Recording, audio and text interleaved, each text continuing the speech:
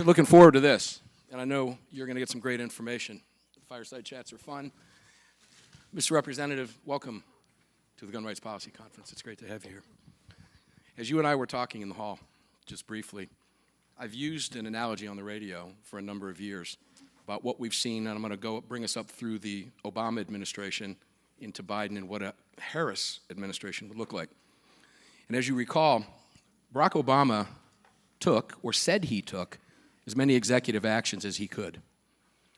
I personally believe, and I take him at his word, that if he could have taken more executive action on guns, he would have. Joe Biden, on the other hand, his vice president at the time, seemed to agree with Obama at the time, becomes president, and is just now announcing yesterday he's taking even further executive action on guns. So I look at this as a stairway. If we're looking at a stair step, Obama took that first step up that stairway. Biden took the second step that Obama said he couldn't. Harris has already promised us that she's going to use executive action above and beyond what Joe Biden has done. Where's the landing, and where are the top of the stairs with the Harris administration should it unfold?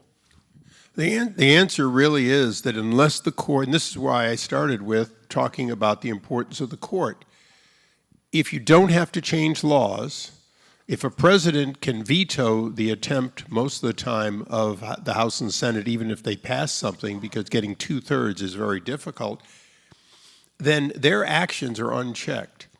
And specifically, the alcohol, tobacco, and firearms, their ability to say, this is what the law means, including shutting down federally licensed gun dealers, shutting down the ability to get ammo. These are real, and executive action can do that. Or even the ability to have, and this is one of the major attacks this administration has tried to do, that if Harris gets her chance, she will do. They want to take the registrations, which by law have always been in the hands of the licensed federal gun dealer.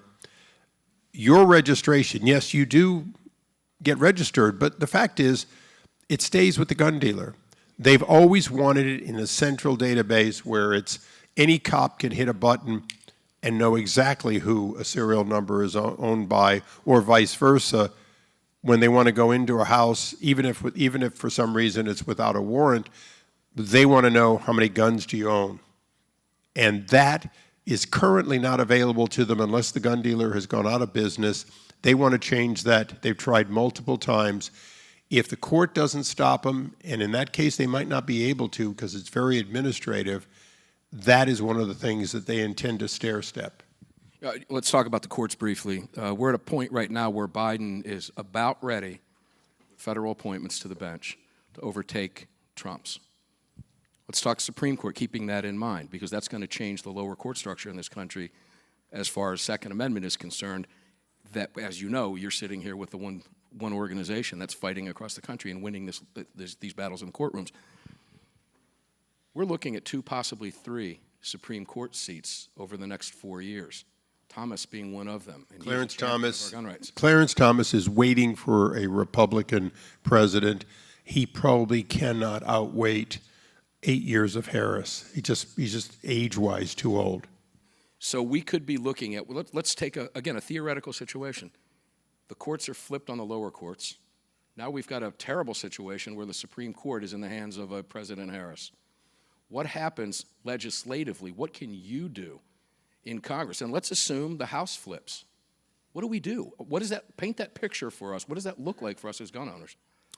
If we were to lose the House and the Senate and Harris were to be president, any law they pass or any administrative act they did could only be taken to the courts. And ultimately, if you lose at the lower court, which is what this administration has done a good job of, putting a lot of Article III, district court judges, then your only chance is to win on appeal. But appeal's a funny thing, because once the court has made their decision, the deference to the lower court puts a thumb on the scale to where to overcome it is extremely hard.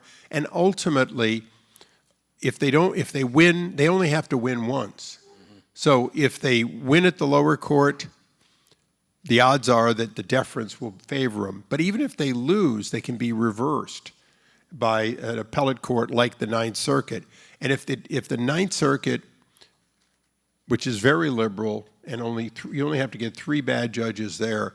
If they affirm something, at least in about a third of America's homes, it's law, even if the Supreme Court doesn't take it up. That's what we're dealing with every day. And I don't want to tell you that you've had a bad rap. The fact is, for the most part, the courts have been very good for us. And they have repeatedly, especially with like the District of Columbia and California, struck down unreasonable acts. But let's remember, organizations like this and others have spent millions and millions of dollars, and they bleed us financially in order to get back a right that was enshrined in the Constitution.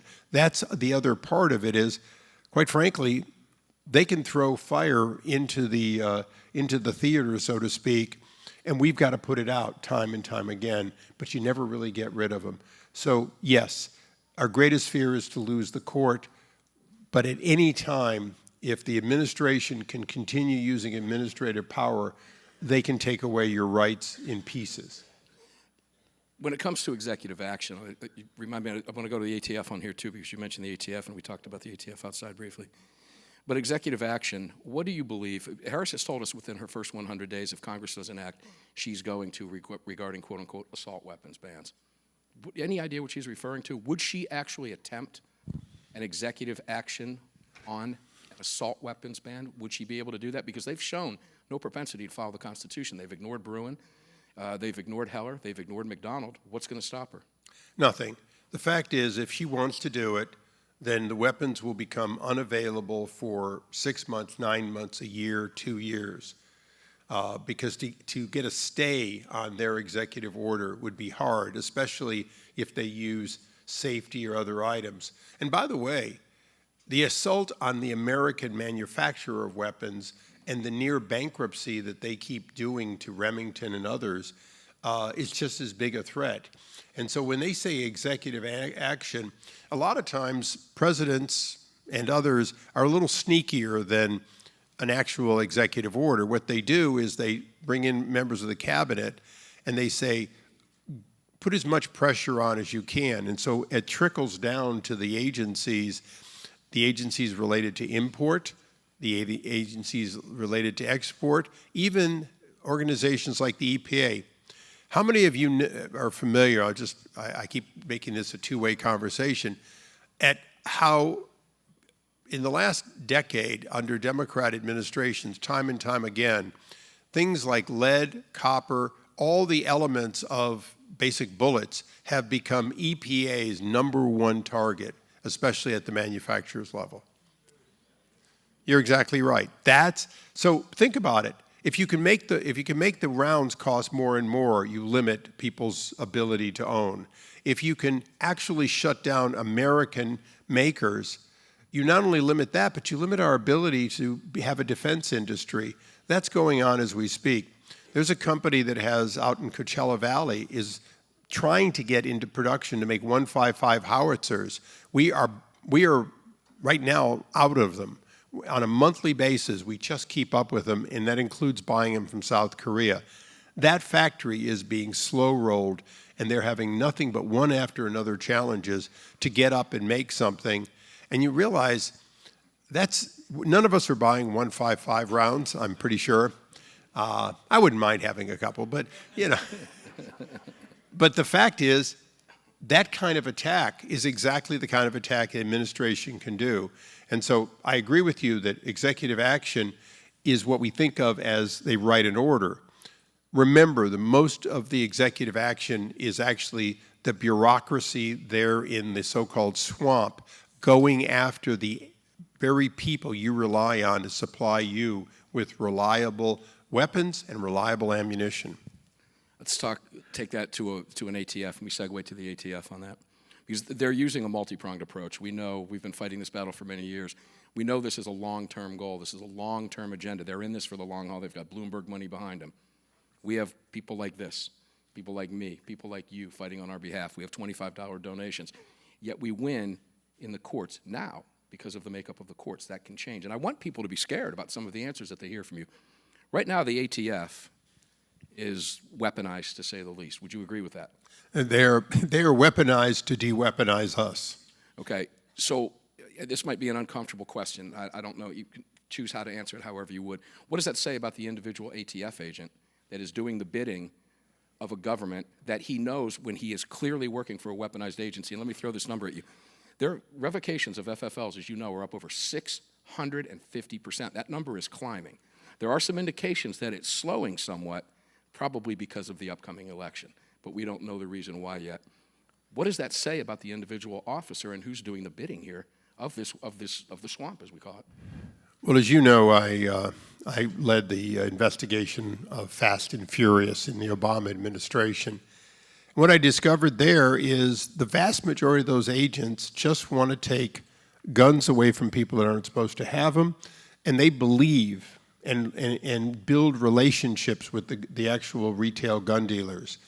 Having said that, it's an agency that from the top down is making it clear what they want to do, and they only need a few people who will execute.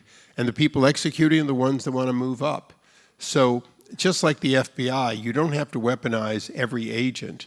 You weaponize 10%, and those 10% are climbers who want to get to the higher levels, and you control an agency. And it's one of the reasons that the turnover at the ATF has been increasing.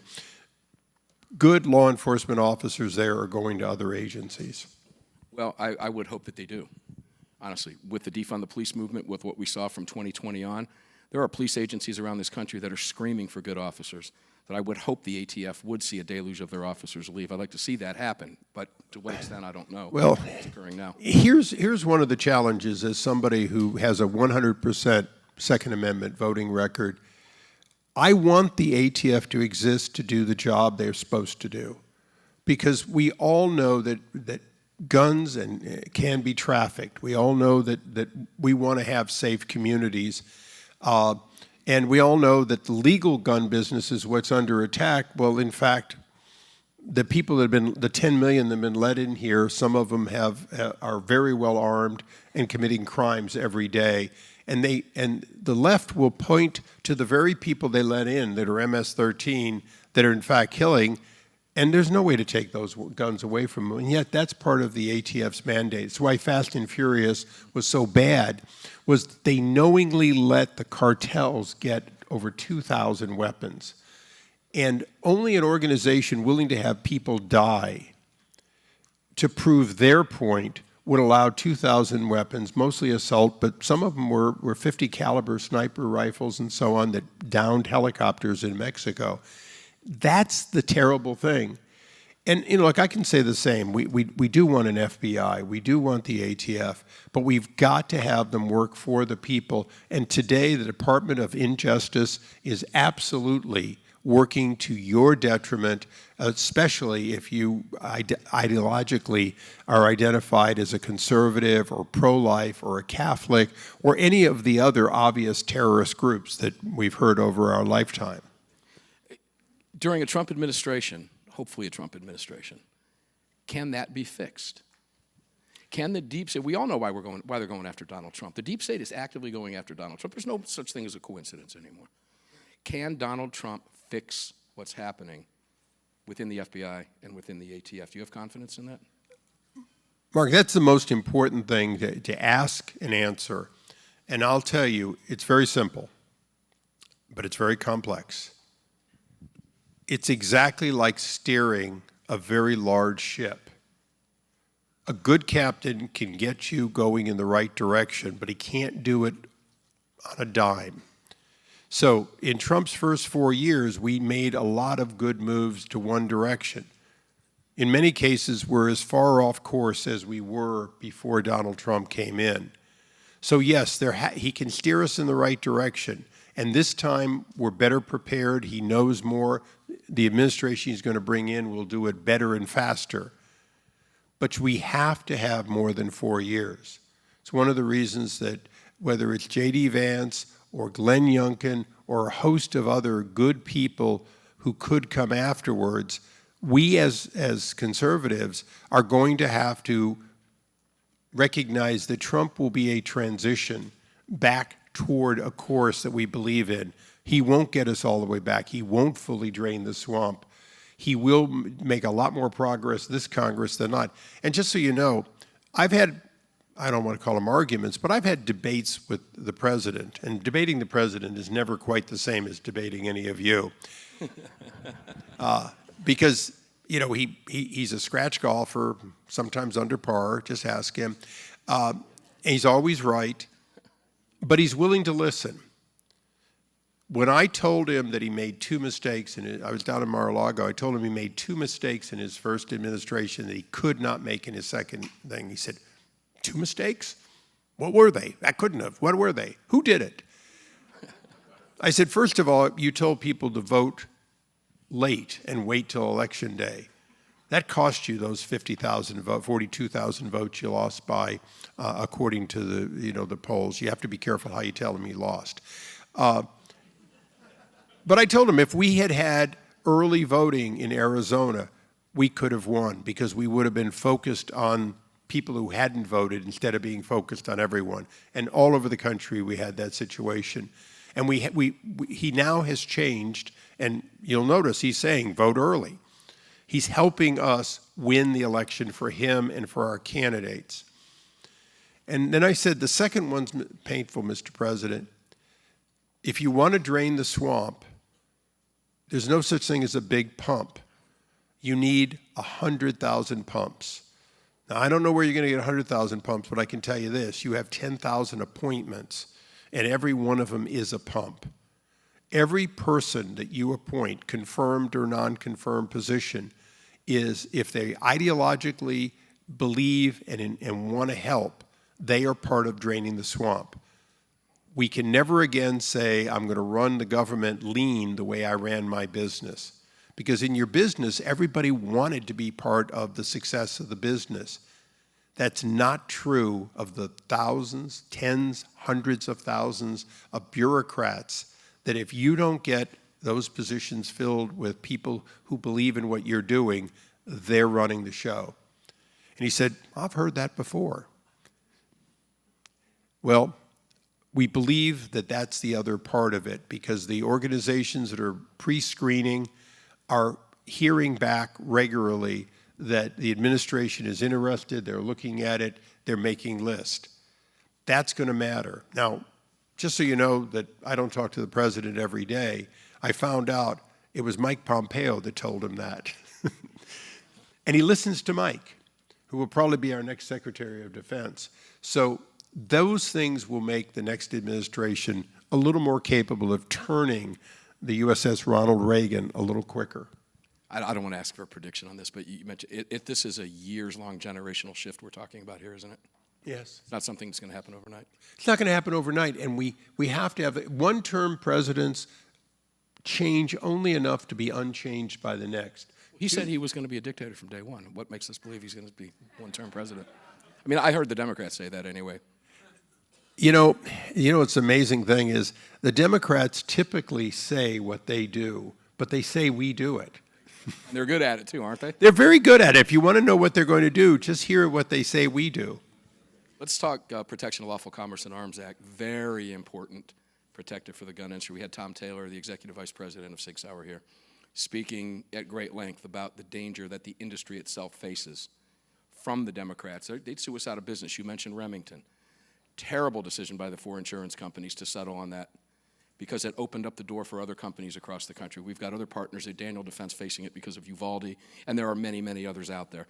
Their goal is to destroy the PLCAA, to wipe out the firearms industry. We know that to be the case. So my question is, and I don't know that there's really an answer to it, who is directing this? Is this coming from, is there a secret meeting in the Oval Office from Biden that says, do this, or whoever is pulling his puppet strings that is saying, do this, do this, do this? Who's calling these shots?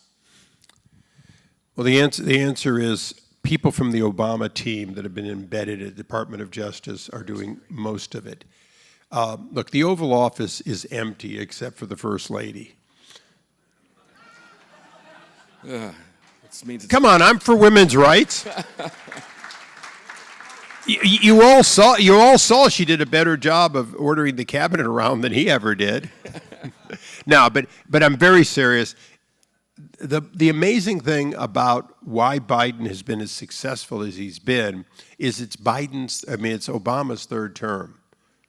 The people that were parachuted in there, including the national security team and the names you see, they're all Obama people. And that's the power of this administration. It's also the reason that when I talk about needing more than one term, that's the proof of it.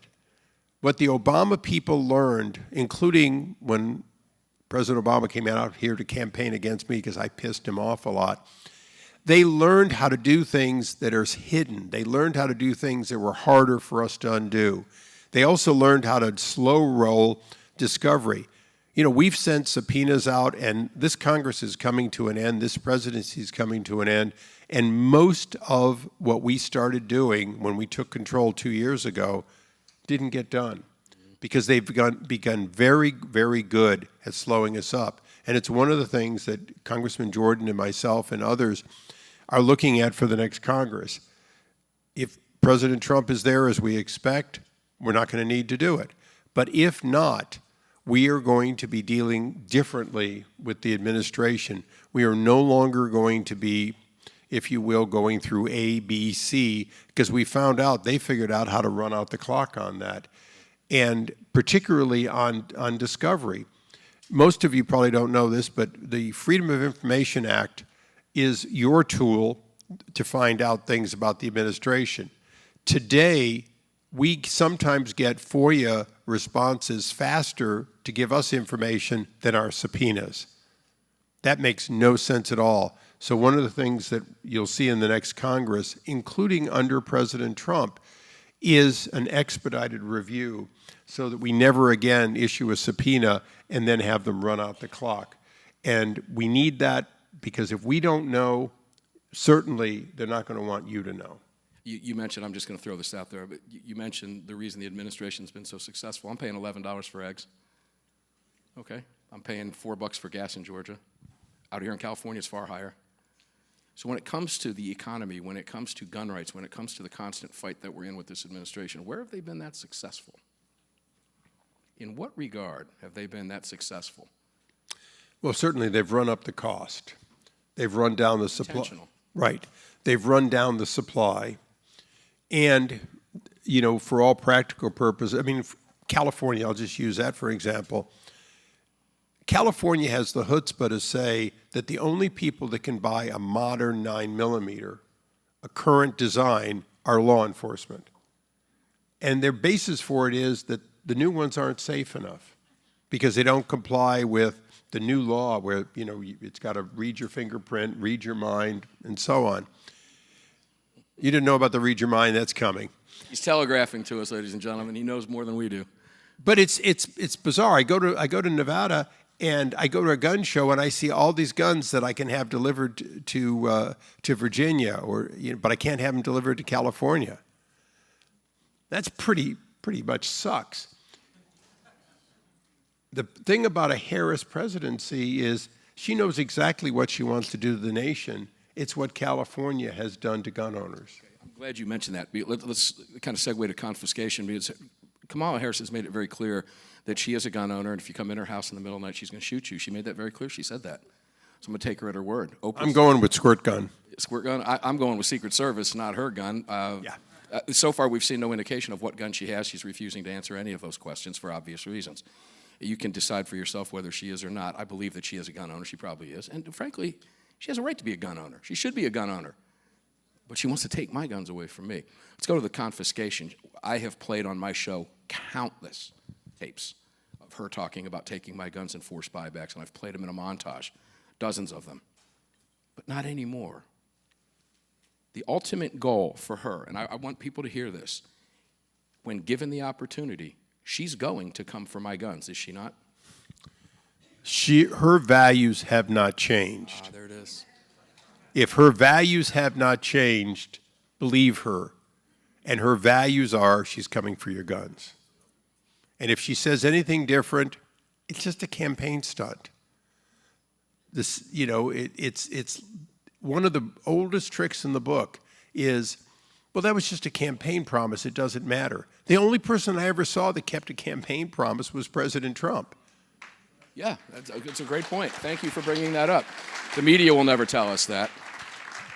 You know, you and I did mention this in the hallway. She's made it clear. She said during the debate, again, I'm being a little facetious here, because we have to. Again, we're trying to prove a point. And I know this group understands that, but I want you people to take this home with you and make this very clear. When Kamala Harris said, "No one's coming to take your guns. I'm a gun owner. Stop with the lies." Who is believing her? No, you know what? Let me go a little further. Well, I guess moderate swing voters, because the reality is none of you believe it. But see, you're probably not Harris's target audience. You notice I used target there right off the bat. She knows her audience, and that's what she was doing in the debate. It's why she could wink with one eye and say, my values haven't changed. Her base heard that. And then the moderate swing voter heard, oh yeah, she's no threat. She's going to be fine. No, she isn't. She's going to do exactly what they're already doing in an administration that she has been in for 4 years. Vice presidents cannot be fired by the president. They can differ with the president. They can show some independence. There is no sign of that, just the opposite. She's been delighted with what they've done.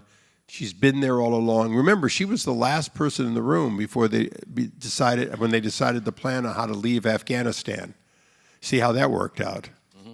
She seems proud of that. And by the way, you want to talk about taking away weapons, that was, $82 billion worth that got taken away, but, they're sitting in Afghanistan.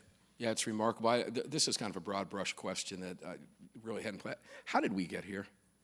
How did the country get to a point? I'm 62 years old. I'll be 63 on May 5th. You're looking pretty good. Thank you very much. Facelift, eh? That's what it is. It's a hair dye I use. What do you call it for men? Grecian formula or whatever? That was my grandpa used that. It'd be green if that Oh, okay. Because his was, and I knew he used that. I attribute things to, I'm a media critic for 20 years in the media myself. I trust nothing from the mainstream media, and mainstream legacy media, whatever you want to call it, the ABCs, NBCs that we watch so that we can all CBS, MSDNC, CNN, and the rest of it. And I think most people in this room understand that as well, all people in this room to speak for them. But when you combine that power of that media with instant information today, with the power of social media in a 24-hour news cycle, I believe this is doing tremendous damage to the psyche of the nation. And I don't know that we can ever put that genie back in the bottle. And the Republicans had better figure out how to start using that to the advantage that the Democrats have figured that out. Is this fixable? I don't know if it's fixable. I don't know that there's an answer to that question. But we're in very dangerous times in this country. We are in dangerous times, and and this may be as a member of the Judiciary Committee, I have seldom seen that more information is the goal of the left. I've always seen that what they want to do is have more of their information, that's fine, but they want to stifle what you see and hear. So I think the saving of we're not putting the genie back in the bottle on things being alternates to conventional and historic radio, TV, and print. Social media and other internet access, it's here to stay. The question is, will we let the left define what the truth is and then eliminate what you'd like to read? Because what you want to read is hate speech. What you want to read is misinformation and disinformation. What you want to read should be taken down, and that's their goal. So we go back to that Second Amendment protecting the First Amendment. The First Amendment, in no uncertain terms, says free speech will not be abridged by the government. And that means that the government shouldn't directly do it. It also means the government cannot lean on Facebook or, in the old days, Twitter or any of these other social media platforms, which they've done. And they've done it again and again. And it's the one thing that was difficult for Trump, because he and his administration had to undo some of that. And to be candid, some of it didn't get undone during his administration. We only discovered and proved it. I mean, we've literally had Zuckerberg admitting that he interfered with the election because he was ordered to, and he regrets it. Now, he didn't regret it because he had an epiphany and he became Elon Musk's best buddy and they're all libertarians. He regrets it because it embarrasses him that he was part of stifling accurate free speech. So the answer is your Congress and your courts have to believe in free speech as much as our founders. Only through that will we protect the rest of our rights. Well, it's powerful stuff. You know, I'm going to switch over to Trump real quick. I believe Donald Trump's going to win the election. I've gone as far as saying I believe Donald Trump's going to win with 312 electoral votes. Now, I called the 2020 or 2016 election. We're never going to get tired of winning. It's going to be so big. 312 at least. We're going to so big. It's going to be the biggest thing. That was very good, by the way. Very good. Don't pay any attention to him, right? He's wrong. He's just trying to inspire people to be inspired who aspire to inspire other people. That's simple, right? So aside from that, I believe Trump. You know, you got to be a little careful because you slip into that with the president. He doesn't always think it's funny. Glad you have the opportunity to do that.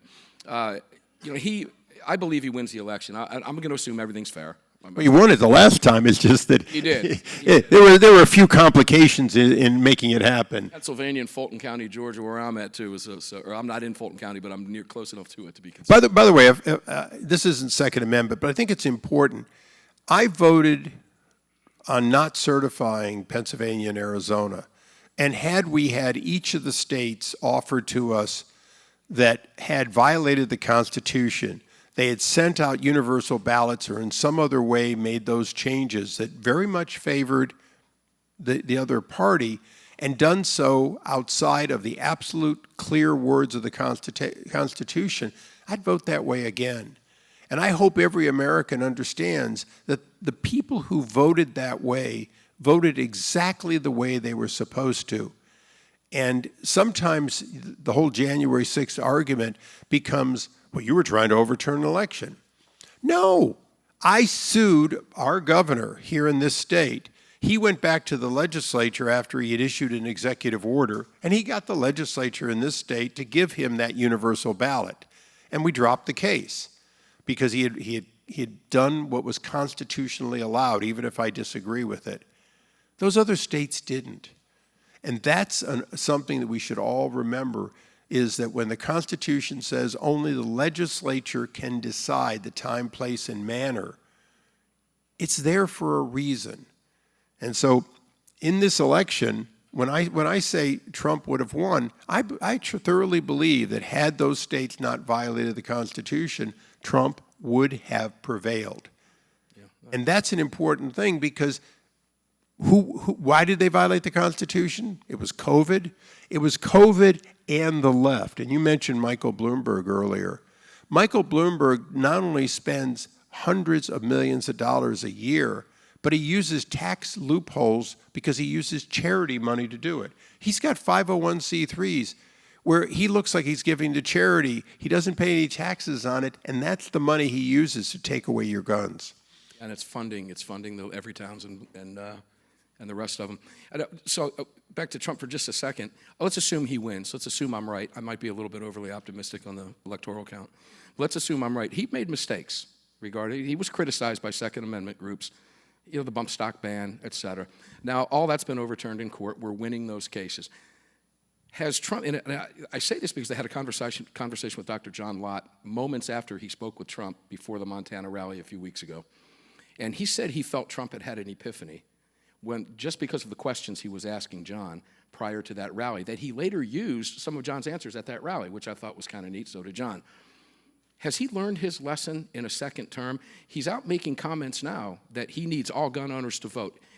Has there been a change? Do we have even more of a friend in Trump now from a gun rights standpoint? One thing about President Trump that I learned early on when he was calling me up, asking me 4 questions and expecting them to be answered in 1 minute. He looks for very quick answers. He never quits questioning anything. And I think it's a good thing, and it's one of the best traits about him is, yes, he has his values, and they are real. But he still says, what about this, what about this, what about that? And it's an amazing item because what happens is he continues learning. So yes, President Trump can make mistakes. We all can. I remember early on, this is unrelated, but it's a good example. You know how he talked about NATO not paying their fair share because NATO didn't pay their fair share. They didn't pay what they had agreed to pay, which was 2% of GDP. But he used to also include Japan. And I remember calling him up one day, and this is back when he directly answered his phone. Now I have to text and wait for the call. But I called him up, and I said, he wasn't president then. I said, Donald, you can't be saying that. Our Marines there in Japan, they pay for everything. Yes, it's our Marines, but it costs us less to have Marines in Japan than it costs to have at Camp Pendleton. You got to remember, they're paying every penny allowed under their Constitution because we told them to have a Constitution that says you don't have a military. You kind of expect that. Oh, okay.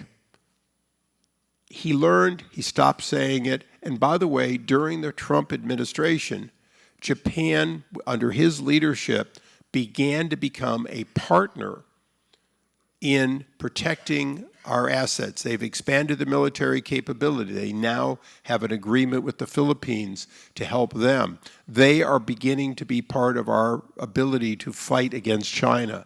So where we have all of NATO in Europe, Trump went from bad-mouthing Japan, because he'd been doing it since like 1990, to recognizing it, and his administration made those changes that are making our ability to confront China a reality. In his second term, he's going to do that. In the same way, his understanding that bump stock was just a gimmick to take away little by little your rights. Green lighted by the NRA in that too. They gave him a green light to do that. We get that. Okay, but he does learn, and he does continue to learn. And I know you never talk about abortion anywhere where it's not brought up, but I'm in California. Our law in California was signed by Ronald Reagan. Okay, Ronald Reagan, when he got to be president, knew he had gone too far, that California was not where it should have been. And during his entire time, he was promoting respect for human life. So our greatest leaders also do things that later on they do better. And I believe Donald Trump is one of the greatest leaders we've ever had because he never stops asking, he never stops thinking, and he's not willing to admit a mistake, but he's willing to change. He has his faults, but I agree with you 100%. He absolutely is. Come on, wait a second. Every married man here understands, okay? Okay, your job is to admit your mistake and change. The other way around, be glad if you get a change. Just saying. Tell us from a legislative standpoint, if you would. I know the clock is winding down. We've still got 10 and a half minutes, but from a legislative standpoint, let's make an assumption that Donald Trump wins the presidency. Let's make an assumption that the Republicans hold the House, and let's make the assumption that the Senate flips, which is a very real possibility. All of that is a very real possibility in today's environment. Legislatively, what can we as gun owners expect to protect our rights? Maybe to strengthen the PLCAA, maybe to strengthen laws against frivolous lawsuits coming after the firearms industry, even outside of that. What can we expect? Will there be national reciprocity? Some of that's been outweighed because we have 30 states constitutional carry now. But can we expect to see some of that pro-gun legislation move through the House and Senate to help us shore up our gun rights in the future against another possible Harris administration? I think you can expect to see the House lead, pass significant reforms. Those reforms most of them would die in the Senate because we're not going to have the 60 votes. But when it comes to reining in administration, including the ATF, where we can use procedures that get us just 51 votes in the Senate, you can see changes. And look, administratively changing the very mandates of the ATF and the constraints on them, that's doable. On top of that, I'm not Dutch, but I remember as a child hearing about the little Dutch boy putting his fingers in the dike. Under a Trump administration, his actions, his rulemaking, his interpretations, we will be there to make sure that nobody confronts and undoes it. And by the time he leaves office, we will have made those reforms, and those reforms should stick. There's one more thing that's going for us. The Chevron doctrine was just overturned. That's great news. That's great news. Chevron deference, of course. Chevron favored the left, and it favored the left because they like more government, more regulation, and Chevron said, well, we have to assume the administration acted in good faith when they piled on more than what the law said. It is rather rare, if ever, that an administration, Republican administration, will either pile on more than was there, and certainly you can't strip beneath what a law says to do.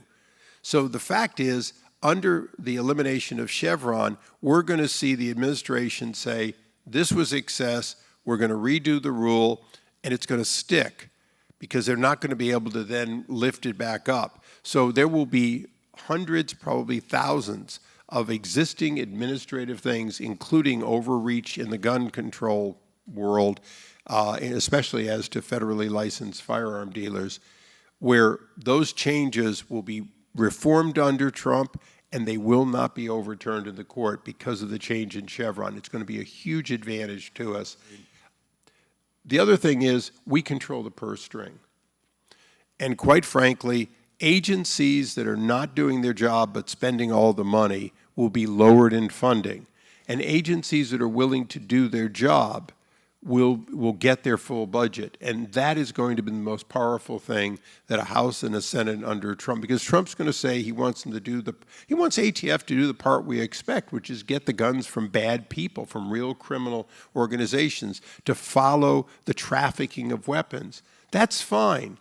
But stay the hell out of looking for one wrong piece of paperwork and then taking away a second, third, fourth generation gun dealer his entire livelihood on a technicality, or making the paperwork changes so that even with a company that computerizes it, you still can't keep up with the filing fast enough. Yeah. Those changes we're going to see very quickly in the Trump administration. So you feel confident that both legislatively and through Trump, we're going to feel better, we're going to feel safer for the next,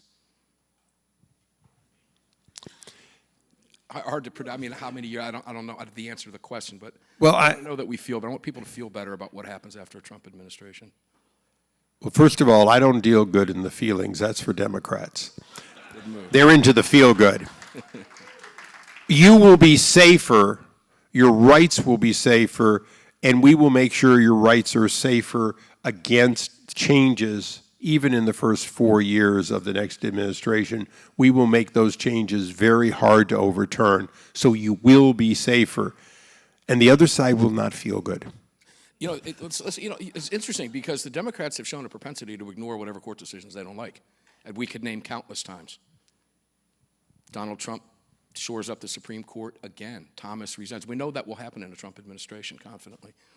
Trump replaces him with somebody equal or better, if possible. It's hard to do better than the late Anthony Scalia or Clarence Thomas. Those are once-in-a-generation justices. They absolutely are, but we feel confident he'd put somebody in there that would at least match what they were trying to do from a judicial standpoint, right? All right, so we feel better there. We've got a shored-up Supreme Court. The left doesn't care anymore. They don't care. A next administration comes in, they're still going to have to deal with a conservative Supreme Court. They don't care. Look at what they're doing to Bruin in states like California. Look at what your governor here is doing to Bruin. They're skirting it every time they can. New York, they're still doing it. Massachusetts, still doing it. Jersey, still doing it. Throwing it in the face of the Supreme Court. What happens there? That's a very dangerous place for us to be if there's no respect for the rule of law in this country anymore. Basically, there's a flaw in the Constitution, and I don't mean it to badmouth the Constitution, but there is a flaw, which is all power, including all power of the courts, belongs to one man. Could be a woman someday, but not this time. And that one man is the president, because the Attorney General serves at the pleasure of the president. No one can be indicted except through the actions of those people appointed by the president, which is a delegation. Congress cannot indict. The courts cannot act sua sponte, to use one cool word I learned. They have to, a case has to come to the court. The court cannot grab a case. So the reality is, the only way that we can make you safe in a world in which a president doesn't care about the Constitution, doesn't care about the clear intent, is to find ways to give you rights to go to the courts. And then if you have the rights to go to the court, you can get justice. And then we have to make sure that the court gives justice. And one thing that you're going to see, the bill is already passed the Senate. It will pass the House after this election. We're going to add 600 new judges.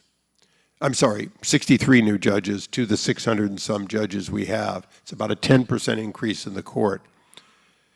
I can tell you that our intent is to do that so that in addition to the normal replacement, there will be 63 additional judges that the president over the next few years will be able to appoint. And Chairman Jim Jordan and myself, it's my bill, but we work together on it along with Todd Young out of Indiana. We're prepared to improve the lower court, the appellate courts, and with the president, the right president, maintain a conservative court. That's where we're prepared to do. We're also prepared to give more laws that give you rights to seek redress, which is important because you can't count on this one problem in the Constitution, which is, you know, I'll give you an example. When I held Eric Holder in contempt, Congress voted, the law said the U.S. Attorney for the District of Columbia was to bring those charges. You know what he did? He took his orders from, the joke was, Eric Holder on behalf of the president, and he didn't bring the charges. The problem was we never created in the law the ability for us to go and bring the charges. We did get a compelling order and we got the discovery, but we didn't get what we should have gotten, which was real action. Those changes are going to have to happen, but right now the most important thing we can do is make sure that you have the right to bring actions. And I will say this, organizations that are willing to help fund people and companies that have been individually harmed by executive action are critical. So any of you who give to those organizations, I can't lobby for them, but I will tell you the very existence of those organizations that often do the court work or write the amicus briefs are extremely important, and I know you've worked with them all for years. Yeah. What's your, probably my final question is this, and what is your advice to us as leaders in the gun rights community between now and November 5th? What would you, if we had a magic brush, what would you ask us to paint on that canvas? I think the most important thing is to simply have like-minded people that you meet anywhere, but particularly in those swing states, understand that Harris and her core values absolutely are to the detriment of our Constitution. Absolutely, she will take away your guns both figuratively and literally. And that's about the most important thing. We're down to 38 days. In 38 days, well, in 19 or 20 days, enough people will start voting that you'll be talking to people and they'll tell you how they voted. We have to make those calls. If you've got a website or you've got a Facebook account, put something down on it that says, I'm scared, I know why I'm voting for Donald Trump. That will make a difference. And look, gun owners are people. And sometimes when you say, I'm a gun owner and that's why I'm voting for Trump, we get lost in the fact that your neighbor just knows you as a responsible individual. They know you as a good father. Tell people you're voting for Trump because you believe in people's rights being maintained, because whether sometimes he's a handful, but at the end of the day, his policies are good for a free America, a prosperous America, and by the way, an America that protects liberty here and around the world. And that's the Trump I'm voting for. That's the Trump I just came back from campaigning for, and I'm going out to campaign again for. And that's one of the greatest honors of my life, is to be able to support candidates.